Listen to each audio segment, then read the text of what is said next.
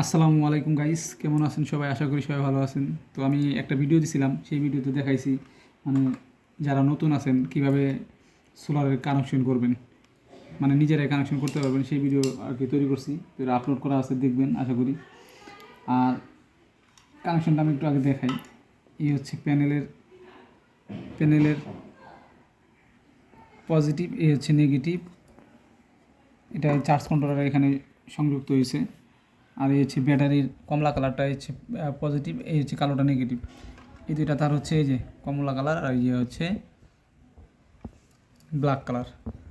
তো এটা হচ্ছে চার্জ কন্ট্রোলার। তো সেক্ষেত্রে হয়েছে কানেকশন তো এখন পুরো কমপ্লিট করা আছে এখানে, দেখতেই পাচ্ছেন। এই দুইটা হচ্ছে প্যানেলের কানেকশন, পজিটিভ নেগেটিভ। এই পজিটিভ নেগেটিভ হচ্ছে ব্যাটারির, এই হচ্ছে লোড, পজিটিভ নেগেটিভ। এটা এখন কানেকশন লোডের মানে মিটার সমস্যা, এই কারণে কোনো কানেকশন দেওয়া হয় নাই। তো আমি এটা এখন কানেকশন মানে আবার ডিসকানেক্ট করে দেবো। সেক্ষেত্রে কী করবেন, কখনো যদি মানে প্রয়োজন পড়ে যে কানেকশনগুলো আবার ব্যাটারি চেঞ্জ করবেন বা প্যানেল চেঞ্জ করবেন, সেক্ষেত্রে কী করবেন? সেক্ষেত্রে হচ্ছে আগে তো আমি ব্যাটারি কানেকশন দিয়েছিলাম, ঠিক আছে। পরবর্তীতে দিয়েছি আমি প্যানেল যে প্যানেলটা আছে এই প্যানেলের কানেকশন। হ্যাঁ, এখন এই কানেকশনটা আমি সেক্ষেত্রে কী করবো, আগে প্যানেলের কানেকশনটা আবার খুলতে হবে। আগে উল্টা, এখন আগে দিয়েছিলাম ব্যাটারি, পরে প্যানেল। এখন আমি প্যানেলের কানেকশনটা আগে খুলবো, নেগেটিভটা আগে খুলতেছি। এই খুলে ফেললাম। পরবর্তীতে পজিটিভ খুলবেন,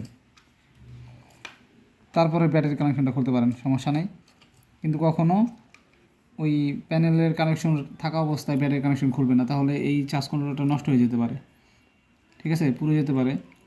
আর এটা হচ্ছে একটা 20 এম্পিয়ারের চার্জ কন্ট্রোলার, 500 থেকে 600 টাকা নিতে পারে। এই যে কানেকশন খুললাম, সাথে সাথে ডিসপ্লের লেখাগুলো চলে গেল। এই দেখেন, আমি আবার দিলাম কানেকশন, 11.8 ভোল্ট আছে।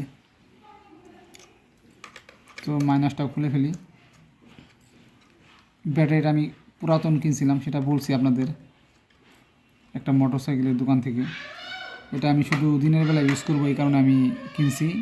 আর আমি পরবর্তী একটা প্যানেল কিনবো, 70 বা 100 ওয়াটের প্যানেল কেনার ইচ্ছা আছে, বা বড়ও কিনতে পারি।